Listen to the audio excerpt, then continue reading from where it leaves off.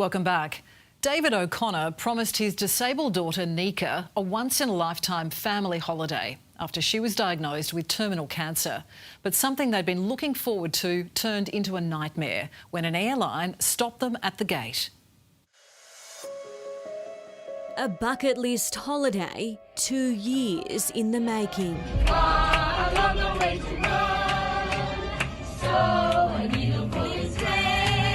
She watched Sound of Music nearly every day. A 6-week family trip across Europe, planned meticulously by David O'Connor for his daughter Nika. We wanted to go business class for Nika so she could lay down. This was a dream holiday. It was his promise to her after a stroke left Nika in a wheelchair, and a terminal cancer diagnosis changed everything.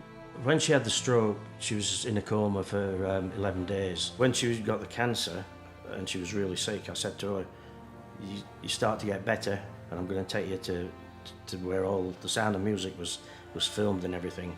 A holiday that almost never got off the ground.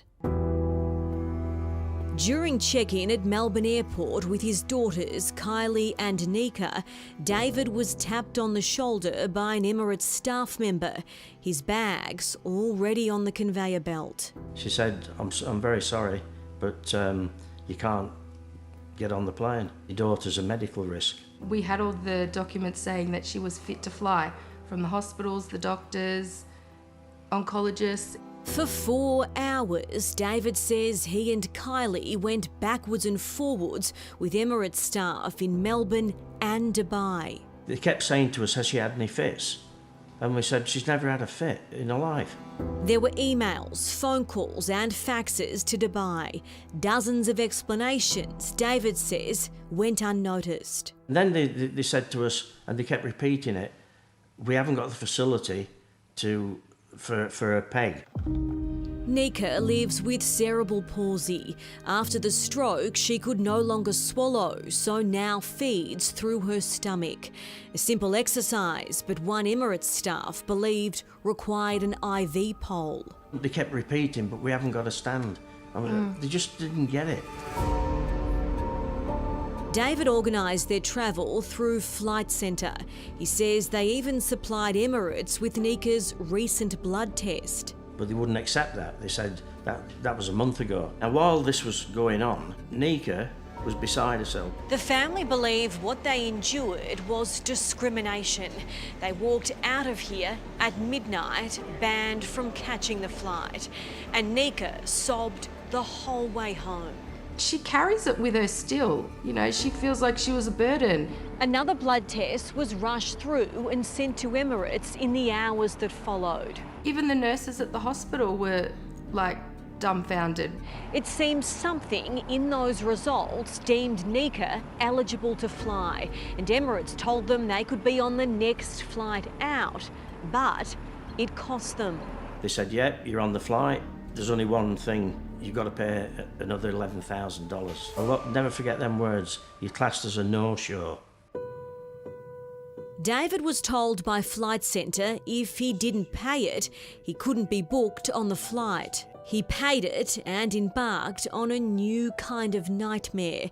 They were 3 days behind, and everything from their hire van to hotel rooms had been cancelled.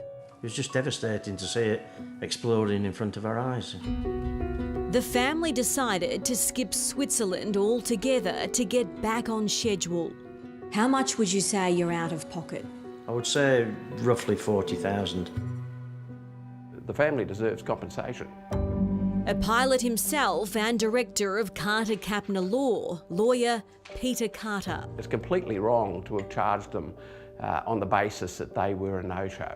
David says Emirates refused compensation, but once we got involved, the airline had a change of heart.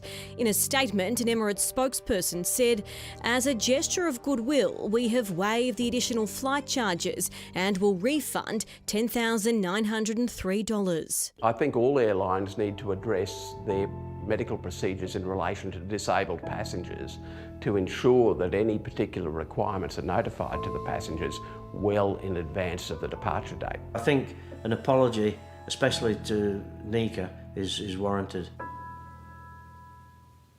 And despite Flight Centre telling us it did submit the medical documents in time, Emirates claims there was a delay. Either way, we're just glad the family has finally received a refund.